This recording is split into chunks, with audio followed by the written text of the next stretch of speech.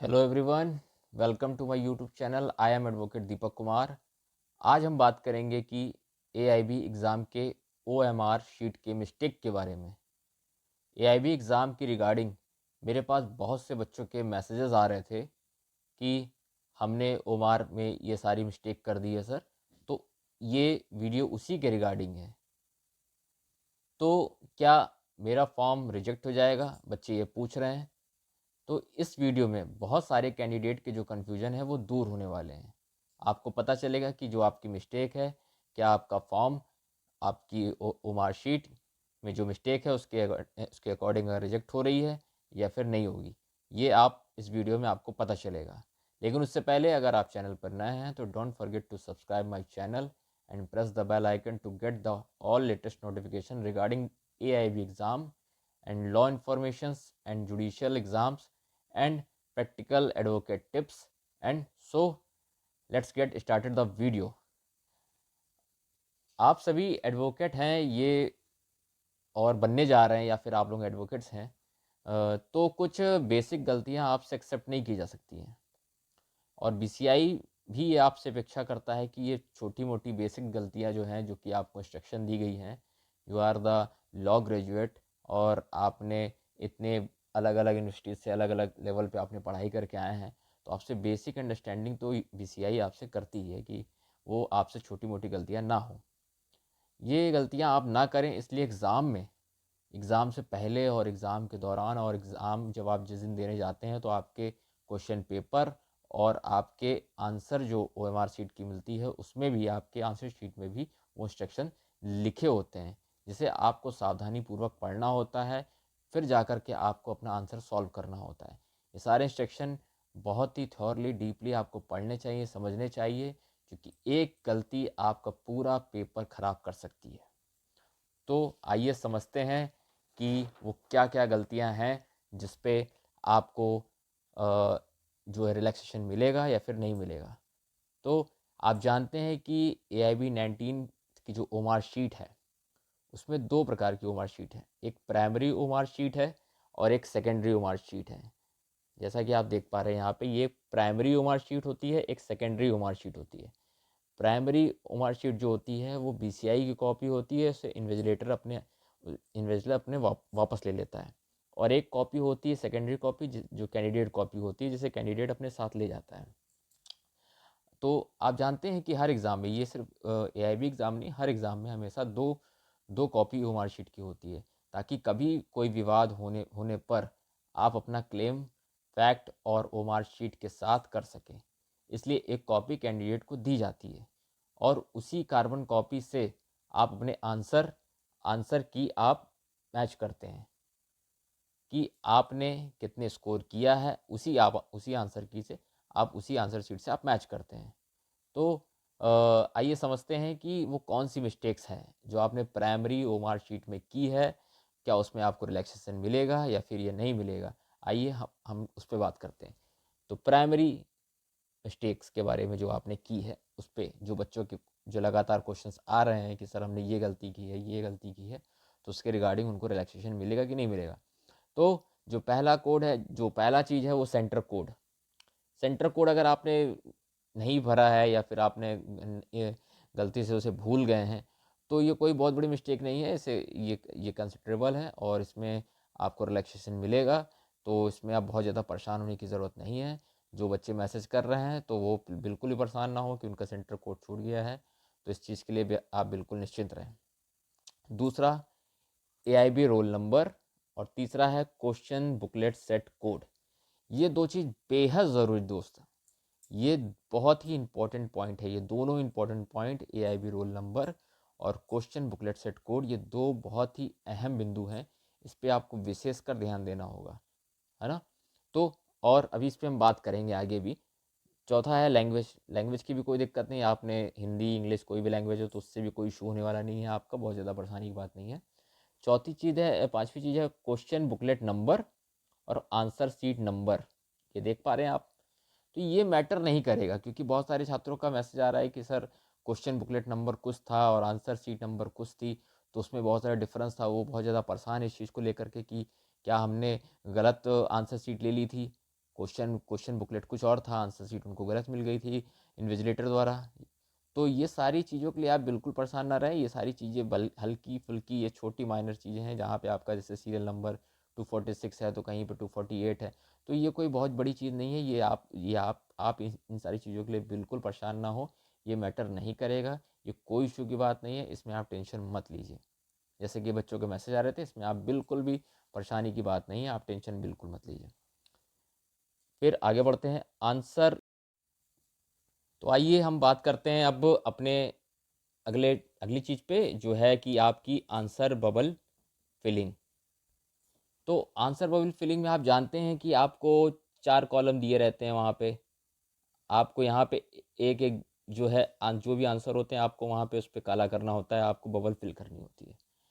तो ये अगर आप मान लीजिए किसी भी डॉट हो गया, जैसा कि आप देख पा रहे हैं यहाँ पे किसी भी कॉलम में आपने डॉट लगा दिया, छूट गया, और आपने एक बबल भरा है, तो जब वो ओमार मशीन में जाएगा तो वो वहाँ पे अगर वो मशीन ने उसको कंसीडर कर लिया तो वो पर्टिकुलर क्वेश्चन आपका रॉन्ग हो जाएगा।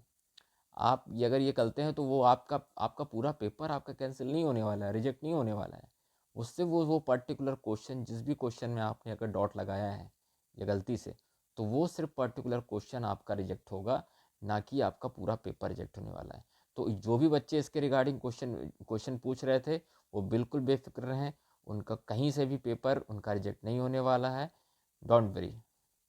आइए नेक्स्ट बढ़ते हैं आगे। जो लास्ट चीज़ है डिक्लेरेशन। जैसा कि आपको पता है कि आप जब भर रहे थे तो आपको लास्ट में डिक्लेरेशन पूछा गया था, जहाँ लिखा था आई, फिर ब्लैंक छोड़ा था, फिर योर नंबर और कंसीडर, फिर लास्ट में लिखा हुआ था सिग्नेचर।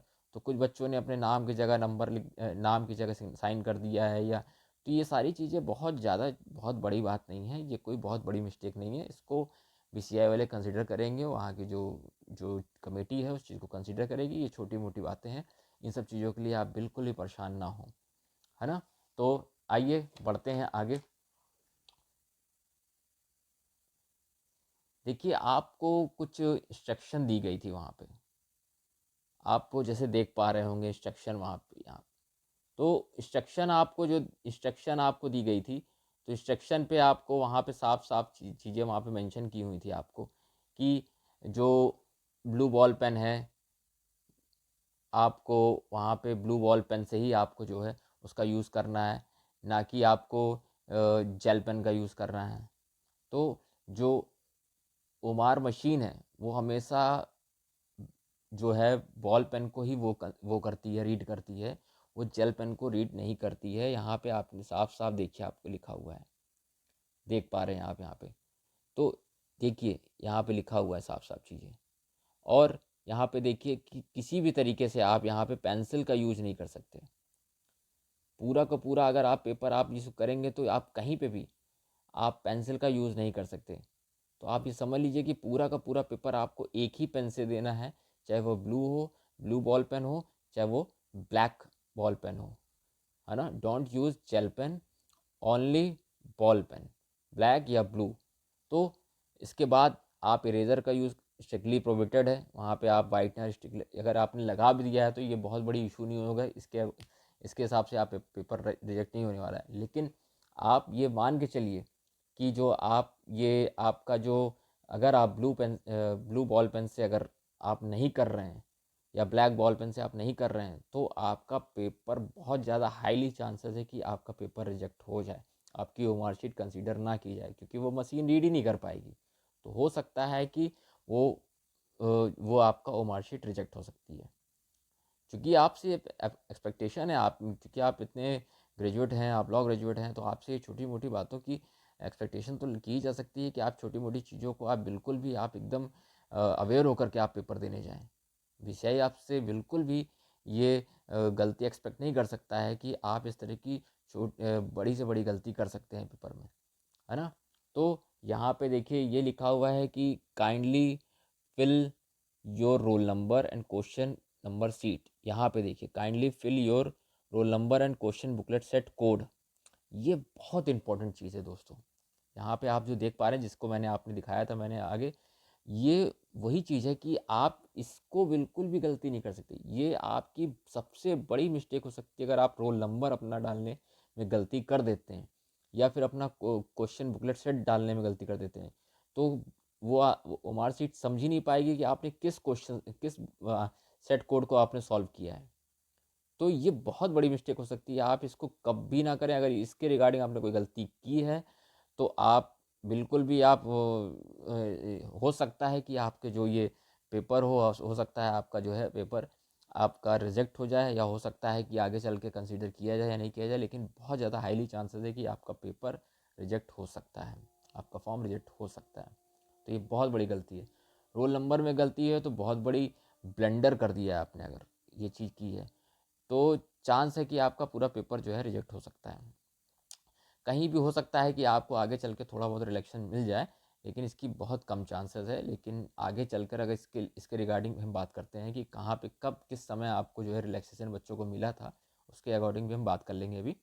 अगर सेट कोड में भी रिलैक्सेशन मिल जाएगी, अगर सेट कोड आपने गलती से नहीं डाला है या फिर छोड़ दिया है तो उसको बाद में भी कंसिडर किया जा सकता है, उसको बाद में आपका रिजल्ट जो है अपहोल्ड करके बाद में सारी चीज़ों को कंसिडर किया जा सकता है ना। आइए अब हम देख लेते हैं कि जो कंसीडर किया जाएगा वो क्या चाहिए। देखिए ये AIB 17 का जो एग्ज़ाम हुआ था, वहाँ पे देखिए ये नोटिफिकेशन है, ऑफिशियल BCI की नोटिफिकेशन है। वहाँ पे देखिए साफ साफ लिखा है रिजेक्शन का, रिजेक्टेड क्यों किए गई थी, क्या किए थे। तो कैंडिडेट लिखा हुआ है, देखिए कारण, the candidate who questions booklet set code is not filled. अगर उन्होंने क्वेश्चन बुकलेट सेट कोड नहीं फिल्ड किया तो रिजेक्ट किया जा सकता है। और डबल फिल्ड, और अगर ये किया गलती तो ये इसलिए रिजेक्ट हो सकता है। Incorrectly filled in OMR sheet, अगर ये गलती की है तो रिजेक्ट हो सकता है। तो their result have been rejected for AIB 17 by honourable monitoring committee. तो आपने देखा कि ये वो कारण हैं जिनकी वजह से 17 AIB 17 में जो है कुछ बच्चों के जो है पेपर रिजेक्ट किए गए थे।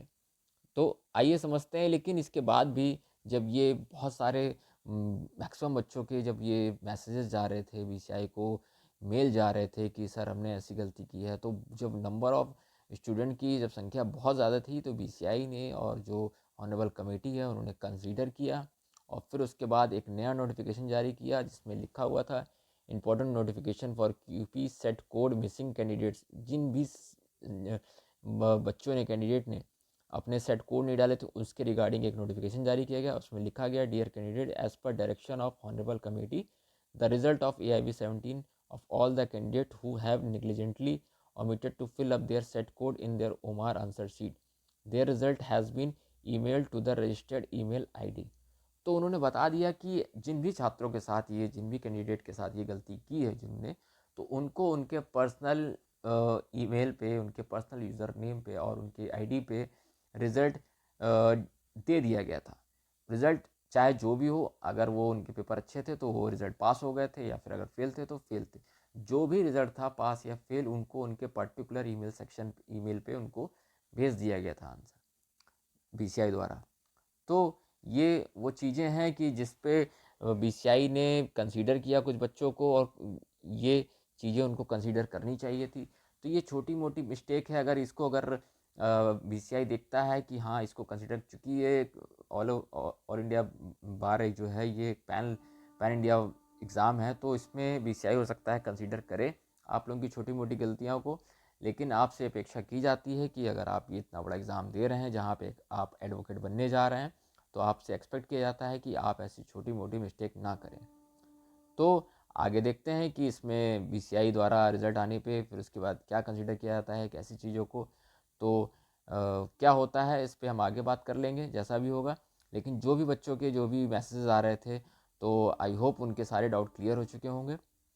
तो और भी अगर किसी के और कोई डाउट होते हैं तो वो इसमें इस वीडियो के कमेंट बॉक्स में मुझे मैसेज करें और उनका रिप्लाई दिया जाएगा।